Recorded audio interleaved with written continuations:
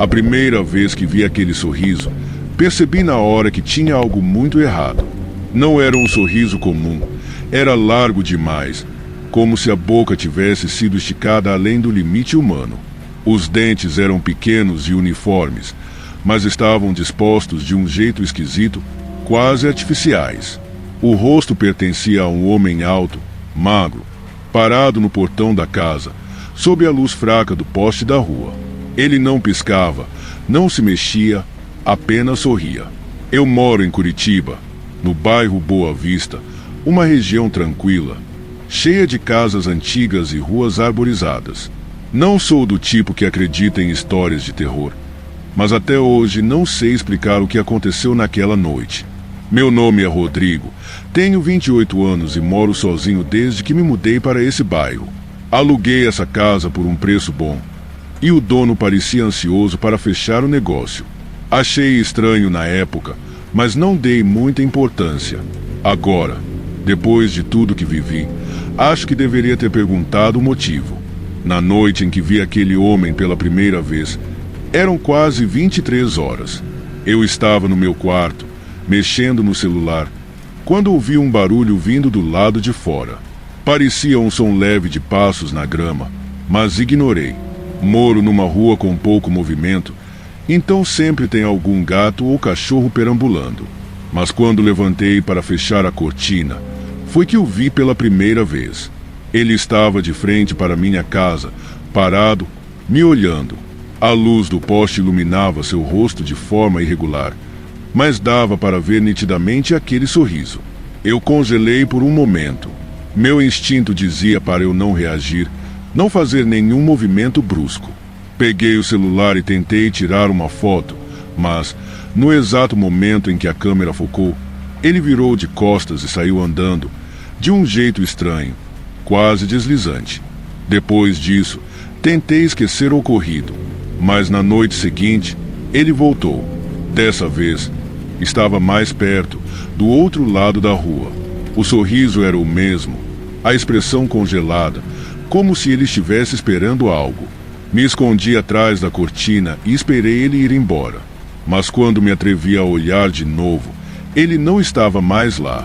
Os dias foram passando e ele continuou aparecendo. Nunca fazia nada, nunca falava nada. Apenas ficava ali, parado, sorrindo. Comecei a perguntar para alguns vizinhos se já tinham visto um homem com aquela descrição, mas ninguém sabia do que eu estava falando. Fui até um bar na esquina. Conversei com um senhor que morava na região havia mais de 20 anos. Ele olhou para mim com um olhar estranho e disse que, se eu estava vendo algo assim, era melhor mudar dali o quanto antes. Na quarta noite, decidi que precisava sair de casa. Peguei o carro e fui para a casa de um amigo, Gabriel. Ele me recebeu de boa, mas ficou desconfiado da minha história. Tentou me convencer de que eu estava cansado, que minha mente estava pregando peças. Fiquei lá por 2 dias. Quando voltei para casa, estava convencido de que tinha sido tudo coisa da minha cabeça. Mas então percebi algo estranho. A porta da frente estava destrancada. Eu tinha certeza absoluta de que a trancara antes de sair. Entrei devagar, conferi cada cômodo, mas tudo parecia normal. Resolvi ignorar e seguir minha vida. Mas na noite seguinte, acordei de madrugada sentindo um cheiro forte, um odor ácido, misturado com algo apodrecido. Acendi a luz e me virei rápido para a porta. E lá estava ele, dentro do meu quarto, parado ao lado da minha cama. O sorriso ainda estava lá, mas agora parecia ainda maior, como se a pele do rosto tivesse sido rasgada para caber aquele sorriso grotesco. Eu tentei gritar, mas não consegui. Meu corpo simplesmente travou.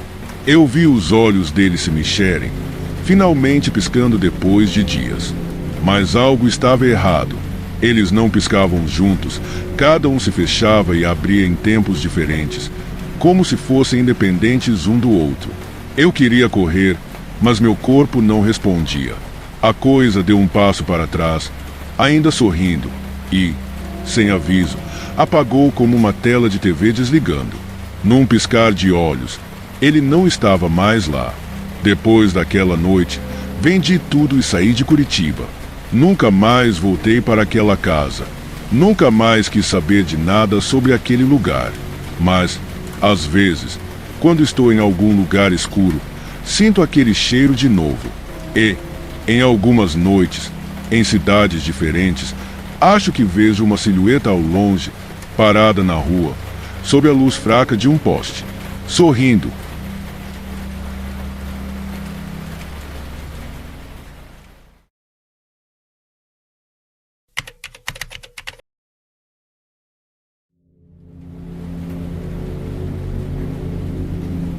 Ninguém gosta de falar sobre o que aconteceu naquela casa. Se você perguntar aos moradores mais antigos de São Luís do Paraitinga, muitos vão desconversar ou até fingir que não ouviram. Mas a verdade é que todo mundo sabe quem morava lá, o que fizeram e, principalmente, o que encontraram quando resolveram derrubar o velho casarão. A casa ficava numa rua afastada do centro, um daqueles casarões coloniais de janelas altas e estrutura de madeira que rangia com qualquer vento. Durante décadas, ela ficou fechada, ninguém queria comprá-la.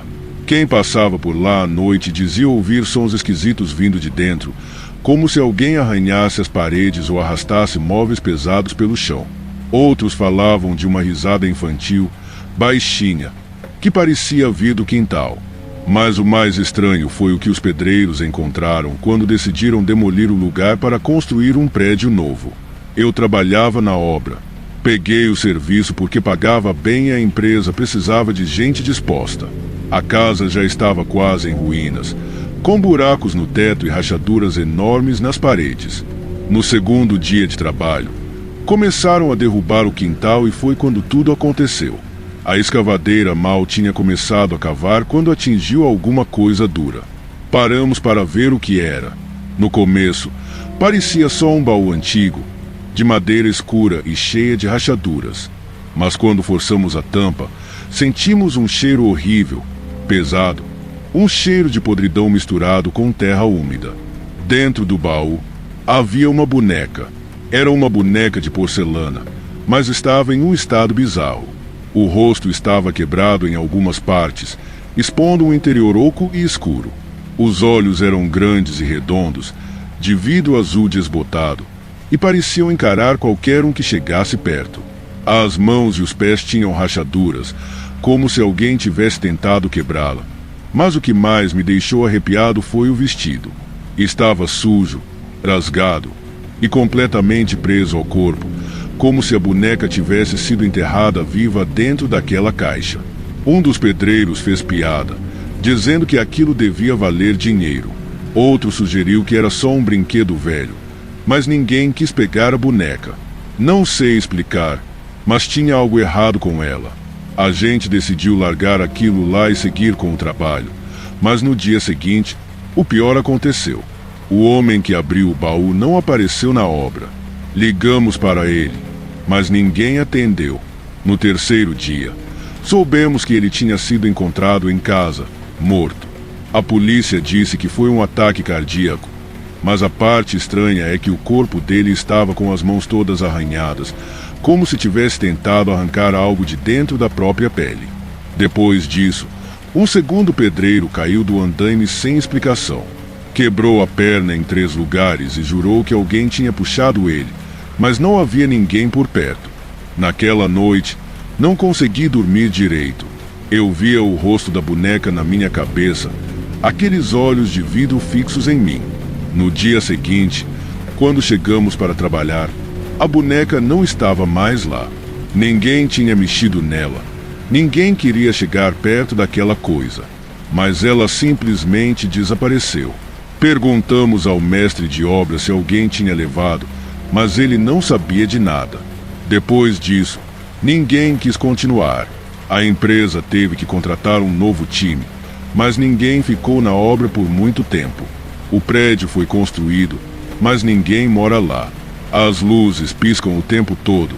Os porteiros não duram mais que alguns meses e moradores tentam alugar os apartamentos, mas sempre saem depois de algumas semanas. Dizem que à noite, no último andar, dá para ouvir um choro baixinho, como o de uma criança.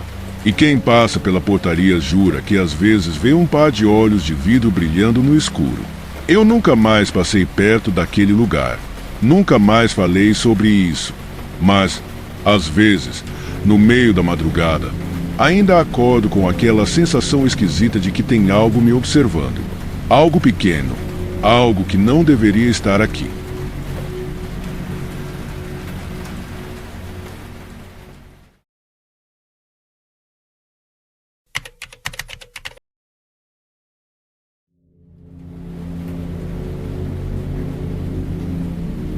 As pessoas dizem que certas horas da madrugada não são para os vivos. Eu nunca dei muita atenção a isso. Sempre fui um cara cético, do tipo que acha que tudo tem explicação lógica. Mas depois do que aconteceu, não tenho mais tanta certeza. Eu morava em um apartamento pequeno em Curitiba, no bairro Alto da 15. O prédio era antigo, construído nos anos 70, com corredores estreitos e um elevador que rangia a cada andar. Nunca fui de acreditar em histórias de assombração, mas se tem um lugar que parece assombrado, é aquele prédio. Eu não era o único que achava isso. Os vizinhos falavam sobre coisas estranhas, principalmente sobre o homem que aparecia sempre às 3h33 da manhã. O zelador, seu Antônio, falava que já viu esse homem algumas vezes, sempre parado no final do corredor, imóvel, olhando para as portas dos apartamentos. Ele dizia que, quando tentava se aproximar, o homem simplesmente sumia, como se nunca tivesse estado lá. Achei que era papo de velho querendo assustar os moradores. Mas então, aconteceu comigo. Na primeira vez, eu estava deitado, rolando na cama, sem conseguir dormir. O silêncio do prédio era absoluto, só quebrado pelo barulho ocasional de um carro passando na rua. Foi então que ouvi um som estranho vindo do corredor. Parecia um arrastar de pés, como se alguém estivesse caminhando devagar, deslizando os sapatos pelo chão. Olhei para o relógio. 3h33, fiquei paralisado por um momento, lembrando das histórias que tinham me contado. Mas tentei me convencer de que era só um vizinho chegando tarde. Na noite seguinte, acordei de repente, sem motivo aparente. O silêncio era ainda mais intenso do que antes. Sabe quando parece que até o ar ao seu redor fica mais pesado? Olhei para o relógio. 3h33, meu coração disparou. Dessa vez, não ouvi passos, mas senti uma presença estranha, como se alguém estivesse do lado de fora da minha porta. Fiquei imóvel, prestando atenção em qualquer ruído. Foi quando a maçaneta girou lentamente. Meu corpo congelou. Eu não conseguia me mexer.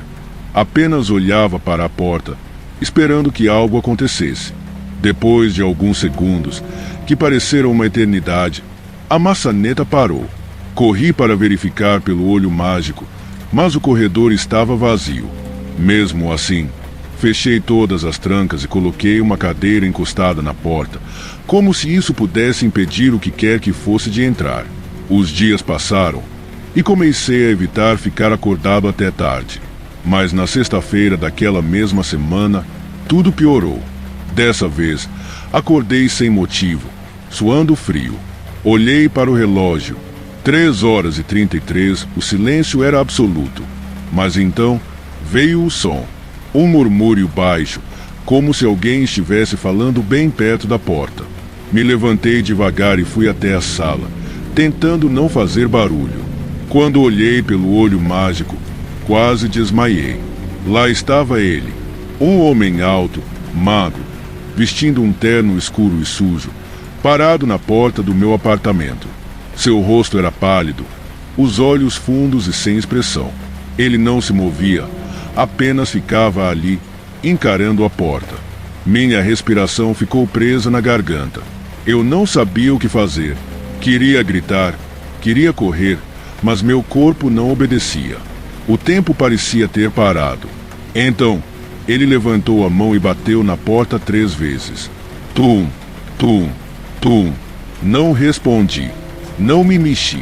Apenas fechei os olhos, torcendo para que ele fosse embora. Depois de alguns minutos, que pareceram séculos, O silêncio voltou. Esperei mais um tempo antes de olhar de novo. O corredor estava vazio, mas quando me virei para voltar para o quarto, vi algo que me fez gelar até os ossos. Na parede, escrita com algo escuro, uma frase curta: até amanhã, 3h33. Naquela noite, eu não dormi. Passei as horas seguintes sentado no sofá, olhando para a porta, esperando. Quando o dia amanheceu, arrumei minhas coisas e saí do apartamento. Nunca mais voltei. Aluguei outro lugar, do outro lado da cidade. Mas, às vezes, acordo de madrugada, sem motivo. Olho para o relógio e quase sempre são 3h33. Nessas noites, fico paralisado, esperando pelo som de passos, esperando pela batida na porta. Porque, no fundo, sei que ele ainda está me procurando.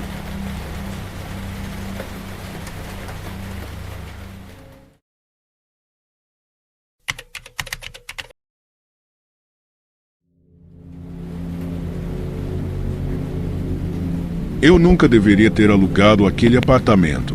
Desde a primeira noite, algo estava errado. O apartamento 606 ficava em um prédio antigo no centro de Curitiba, um daqueles edifícios construídos na década de 1950, com corredores apertados, paredes descascadas e um cheiro constante de umidade. O dono do imóvel parecia desesperado para alugar o lugar. O preço estava absurdamente baixo para a localização. Mesmo estranhando, aceitei sem pensar duas vezes. Hoje, me arrependo disso. O primeiro sinal de que havia algo de errado aconteceu logo depois que me mudei. O relógio da cozinha sempre marcava 3h14. Não importava quantas vezes eu ajustasse a hora ou trocasse as pilhas. No primeiro dia, achei que fosse defeito e ignorei. No segundo, o despertador do meu celular travou exatamente nesse horário. No terceiro dia, o micro-ondas parou de funcionar às 3h14 e nunca mais ligou. Isso me deixou inquieto, mas não o suficiente para ir embora.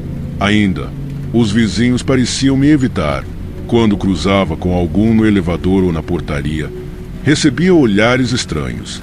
Alguns murmuravam um boa noite apressado, outros desviavam o olhar. O porteiro do prédio, um senhor chamado Gilson, foi o único que me deu um aviso direto. Você está no 606. Se fosse você, procurava outro lugar, disse ele uma vez, enquanto segurava a porta do elevador para mim. Perguntei o motivo, mas ele apenas balançou a cabeça e saiu andando. Foi na terceira semana que as coisas começaram a piorar. Eu chegava do trabalho por volta das 23 horas, sempre exausto. Naquela noite, ao entrar no apartamento, percebi que a TV estava ligada. O problema é que eu tinha certeza absoluta de que havia desligado antes de sair. A tela piscava estática, mas o volume estava mudo. Peguei o controle e tentei mudar de canal, mas nada acontecia. Desliguei direto na tomada. No dia seguinte, acordei e encontrei a TV ligada novamente. O que me fez acreditar que algo muito errado estava acontecendo foi o telefone. Eu não tinha linha fixa, mas mesmo assim o aparelho na parede começou a tocar. Era um daqueles modelos antigos, de disco. O som do toque ecoou pelo apartamento de uma forma que fez minha pele arrepiar. Eu não deveria ter atendido, mas atendi. Do outro lado da linha, havia apenas uma respiração pesada, quase um chiado. Meu estômago revirou. Eu estava prestes a desligar quando ouvi uma voz baixa e arrastada sussurrar algo que me fez congelar. Saia enquanto pode. Não dormi naquela noite. O apartamento parecia diferente. A temperatura estava estranhamente fria, apesar de ser uma noite quente. Eu me enrolei em um cobertor e fiquei sentado na cama, ouvindo qualquer ruído que pudesse denunciar que eu não estava sozinho ali. Por volta das 3h14, o rádio-relógio que eu tinha no criado mudo ligou sozinho. A estática encheu o quarto. Meu coração disparou. Saí da cama e fui até a cozinha beber água. Quando passei pelo corredor, senti um cheiro estranho, algo podre, como carne estragada. Acendi as luzes e tudo parecia normal, exceto pelo espelho do banheiro. Ele estava embaçado, como se alguém tivesse acabado de tomar banho. E bem no centro do vidro, uma marca de mão úmida. Na manhã seguinte, fui até a administração do prédio e perguntei sobre o histórico do apartamento. O zelador, um homem calado e de expressão cansada, apenas suspirou e disse que não tinha permissão para falar sobre aquilo. Mas antes de se afastar, deixou escapar uma frase que fez meu estômago revirar. A última pessoa que morou lá nunca saiu. Aquilo foi o suficiente para que eu decidisse me mudar. Liguei para uma imobiliária e comecei a procurar outro lugar. Mas parecia que o próprio apartamento não queria me deixar ir embora. Naquela noite, os barulhos começaram.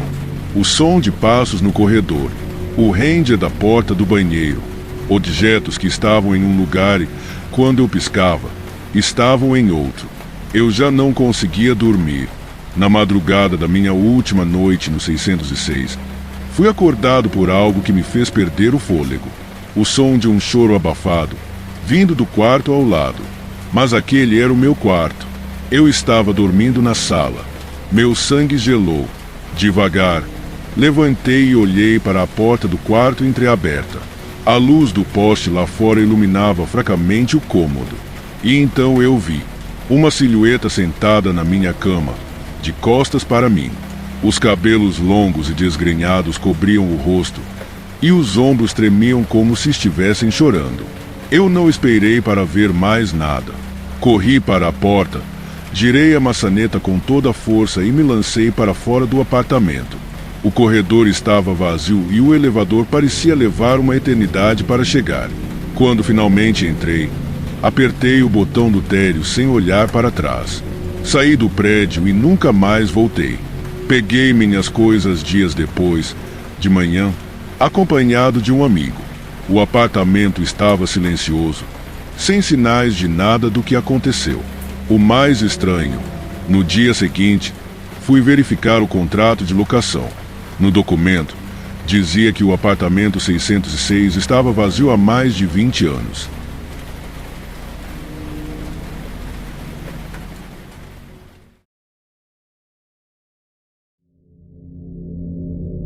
Olá, amante do terror e sobrenatural.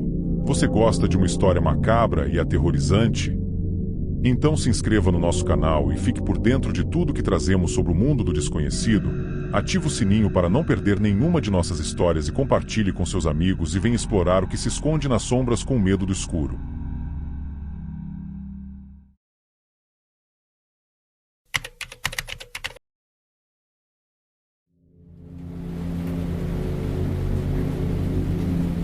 Todo mundo em Belo Horizonte já ouviu falar dela. A mulher que aparece no cemitério do Bonfim, vestida com roupas antiquadas, recitando versículos da Bíblia em voz baixa, como se estivesse conversando com os mortos. Dizem que ela não tem rosto. Outros afirmam que ela não toca o chão. Eu nunca acreditei nessas histórias. Pelo menos, não até aquele dia. Trabalho como motorista de aplicativo e minha rotina me faz rodar por toda a cidade. Era uma madrugada de sexta-feira, perto das 3 da manhã, quando recebi uma chamada próxima ao cemitério do Bonfim. O local já é estranho de dia, mas à noite tem um peso diferente. Mesmo sem acreditar nessas coisas, evito ao máximo ficar perto de cemitérios nesse horário. O nome no aplicativo era apenas Marlene. Quando cheguei ao ponto de encontro, não vi ninguém. O lugar estava deserto, apenas as lâmpadas amareladas dos postes piscando fracas. Olhei ao redor e nada.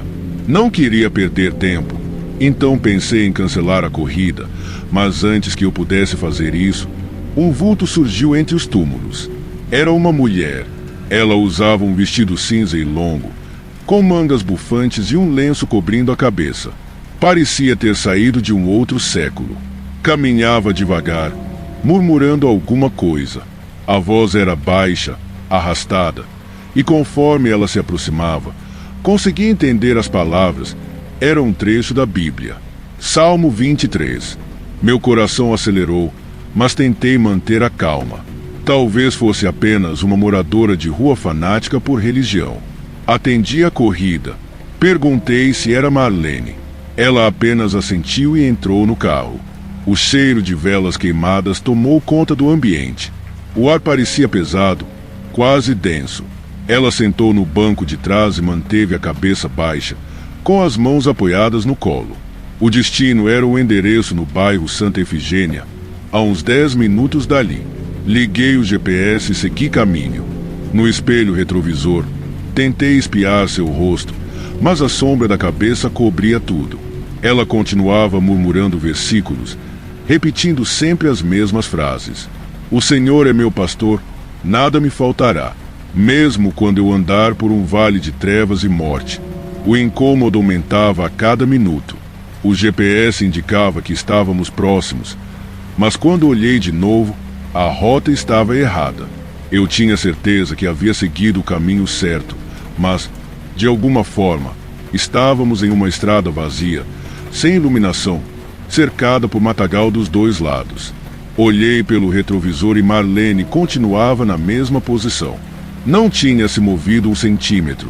O motor do carro começou a falhar. Os faróis piscavam. Algo estava errado. Estacionei no acostamento e virei para falar com ela. Mas o banco de trás estava vazio. O cheiro de vela queimando ainda estava ali, impregnado no estofado. Olhei ao redor.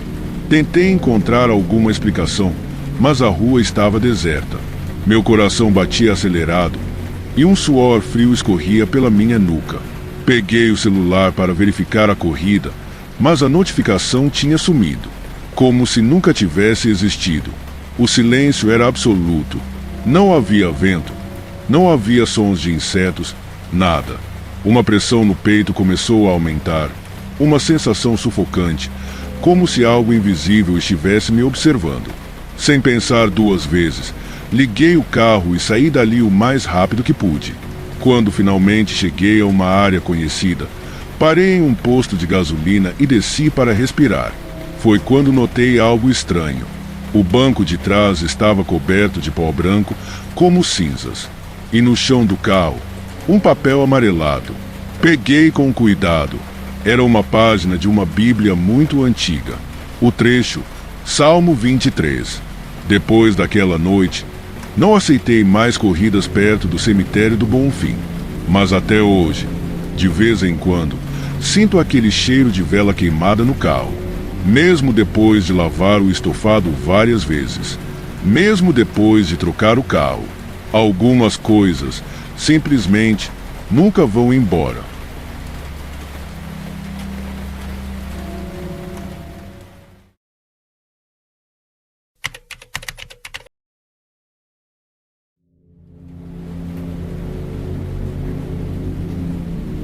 Tem coisas que a gente vê e tenta esquecer, mas elas continuam lá, presas na memória como uma sombra no canto do olho. Isso aconteceu comigo quando eu tinha 15 anos. Até hoje, evito falar sobre isso, mas toda vez que passo pelo Parque da Aclimação, em São Paulo, sinto um arrepio gelado subindo pela espinha. Foi lá que eu vi o menino sem rosto. Na época, eu costumava ir ao parque depois da escola para matar tempo antes de voltar para casa. Meu pai trabalhava à noite e minha mãe estava sempre ocupada, então eu ficava vagando por lá, ouvindo música e observando as pessoas. Tinha crianças brincando, corredores passando apressados e casais sentados nos bancos. Tudo normal. Pelo menos era o que eu pensava. Num dia nublado, bem perto do final da tarde, eu estava sentado próximo ao lago, jogando pedrinhas na água, quando percebi uma criança parada perto dos balanços.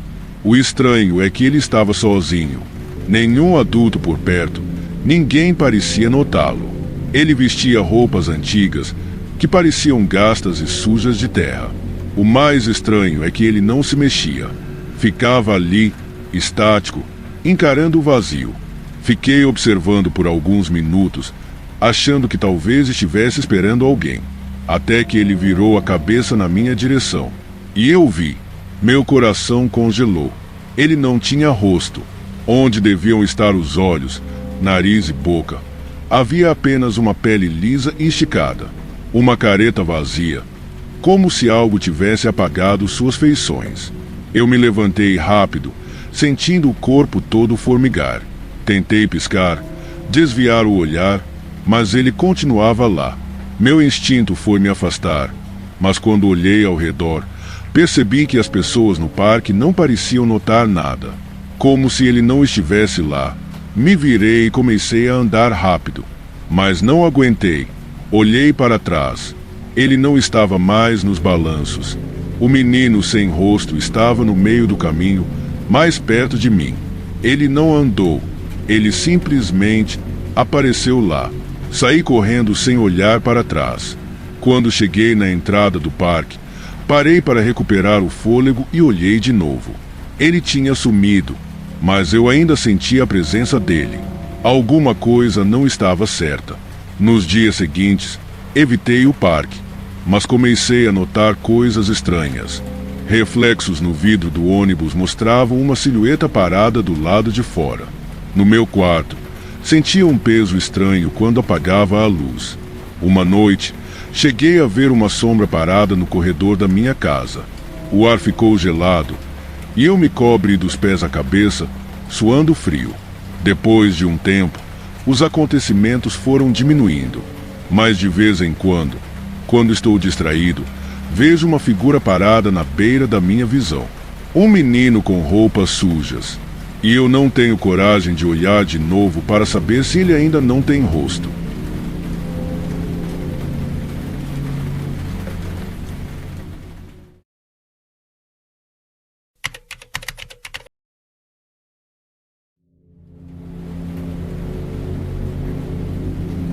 O sinal estava fraco, mas a imagem tremulava na tela.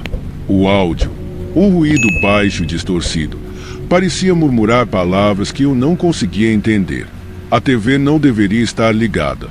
Eu a desliguei antes de ir para a cozinha. Mas, quando voltei, a tela brilhava em meio à escuridão da sala, exibindo um canal que eu nunca sintonizei, o canal 99. Não sou do tipo que se impressiona fácil. Moro sozinho em um apartamento pequeno em São Bernardo do Campo, uma cidade movimentada, mas com suas histórias sombrias. Já ouvi relatos sobre desaparecimentos estranhos na região, especialmente na década de 90, quando várias pessoas sumiram sem deixar vestígios. Alguns mencionavam um sinal pirata de TV que aparecia do nada em aparelhos antigos, sempre no canal 99. Eu nunca levei isso a sério. Até aquela noite, a imagem na tela era granulada, cheia de estática. Aos poucos, uma figura começou a surgir. Um homem parado em um corredor comprido e mal iluminado. Ele estava de costas, imóvel. O corredor parecia um hospital abandonado, com paredes descascadas e uma iluminação fraca piscando. Senti um calafrio subindo pela espinha. Eu deveria desligar a TV, mas algo me impedia. Meu corpo parecia congelado, meu olhar preso à tela. O homem começou a virar lentamente. Seu rosto era borrado, como se a própria imagem estivesse corrompida. Então, a tela piscou e a cena mudou. Agora, mostrava uma sala escura, iluminada apenas por uma lâmpada fraca pendurada no teto. No centro, uma cadeira de metal. Algo estava sentado ali, mas a imagem era distorcida demais para eu distinguir o que era. O ruído da TV ficou mais alto, um chiado incômodo que fazia meus ouvidos zombirem. Meu controle remoto não respondia. Tentei apertar todos os botões, mas a TV não desligava. Tirei o cabo da tomada, mas a tela continuava acesa, como se estivesse sendo alimentada por outra fonte de energia. O que quer que fosse aquilo, não era uma transmissão comum. De repente, a imagem mudou novamente. Dessa vez, mostrava meu próprio apartamento, a mesma sala onde eu estava, a mesma TV, a mesma posição em que eu estava sentado. Mas havia algo diferente. No canto da tela, uma sombra escura se movia lentamente. Virei a cabeça para olhar, mas não havia nada ali. Quando voltei os olhos para a TV, a sombra estava mais próxima. Agora, Conseguia ver seus contornos. Parecia um homem alto, de rosto apagado, parado bem atrás de mim. Meu coração disparou. Levantei do sofá em um salto e olhei ao redor, mas não havia ninguém no apartamento. Quando olhei de volta para a TV, a imagem se aproximava do meu rosto. Era como se algo estivesse me observando de dentro da tela. Senti um arrepio na nuca, um instinto primitivo de que eu não estava sozinho. A lâmpada da sala piscou e se apagou. O único brilho vinha da TV, que agora mostrava um fundo completamente preto. Aos poucos, uma mensagem apareceu na tela, como se estivesse sendo digitada em tempo real. Eu li cada palavra com o estômago embrulhado. Você está sendo visto. Desliguei a TV com força, arranquei os cabos, joguei o aparelho no chão. A tela se estilhaçou, mas o som de estática continuou. Ele não vinha da TV. Ele vinha de dentro do apartamento, atrás de mim. Não lembro como saí de casa. Só sei que corri, desci as escadas tropeçando e saí para a rua, sentindo o ar frio da madrugada em meu rosto. Fiquei ali, parado, tentando recuperar o fôlego, enquanto observava minha janela no terceiro andar. Ela estava escura, como deveria estar, mas, por um instante, juro que vi o reflexo de alguém parado lá dentro, me observando. Nunca mais voltei para aquele apartamento. No dia seguinte, pedi para um amigo recolher minhas coisas. Ele disse que a TV estava lá, intacta, como se nunca tivesse sido quebrada. Mas o canal 99 não existia mais. Ou talvez estivesse esperando pelo próximo a sintonizar.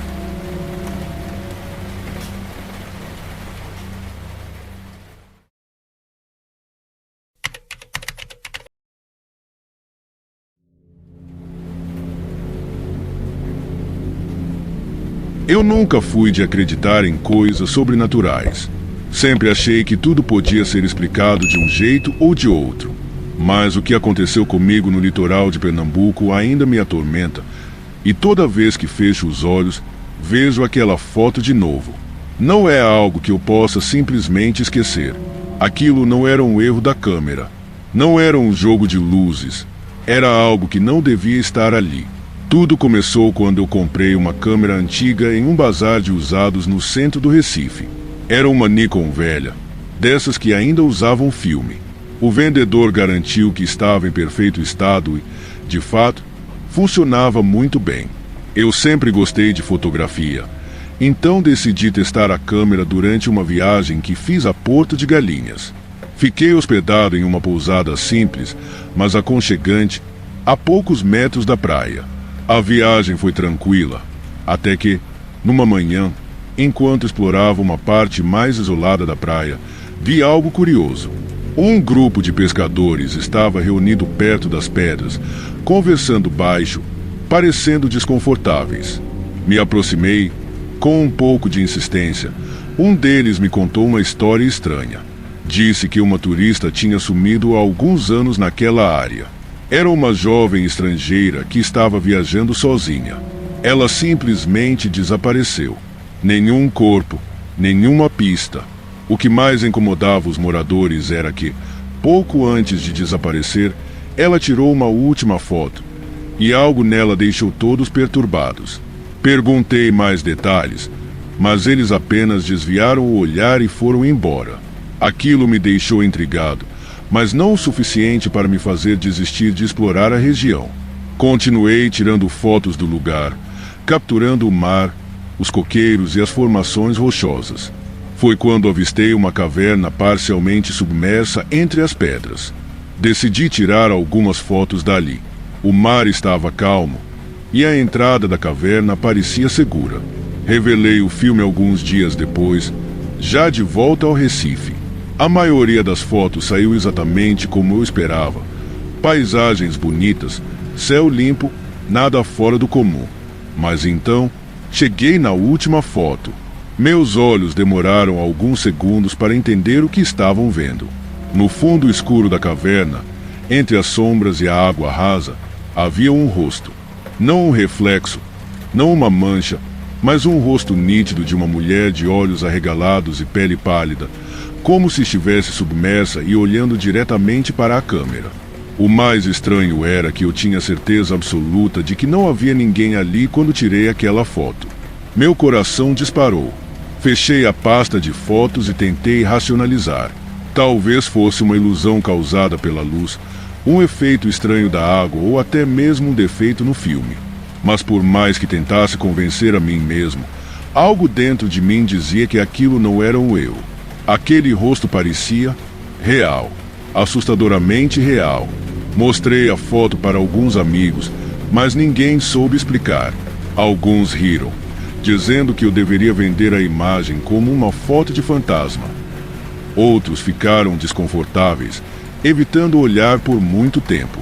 Mas o pior foi quando um conhecido, que trabalhava com restauração de fotos antigas, me ligou no meio da noite.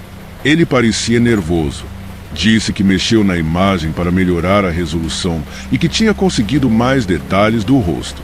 Ele sussurrou, quase como se estivesse com medo de dizer em voz alta. A mulher na foto parecia exatamente com a turista desaparecida. Não soube o que responder. Meu estômago revirou. Eu precisava me livrar daquela foto. Rasguei o papel fotográfico e deletei todas as cópias digitais. Mas não adiantou. Depois daquela noite, comecei a ter pesadelos recorrentes. Eu me via dentro da caverna, sozinho, com a água subindo devagar. Sentia uma presença ao meu redor, algo que eu não conseguia ver, mas sabia que estava lá. Então, em um instante de desespero, eu me virava, e aqueles olhos arregalados me encaravam, congelados em um grito silencioso. Desde então, evito tirar fotos em lugares desconhecidos.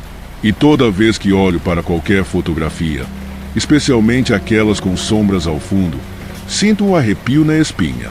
Porque algo me diz que, em algum lugar, aquela mulher ainda está lá, esperando ser vista de novo.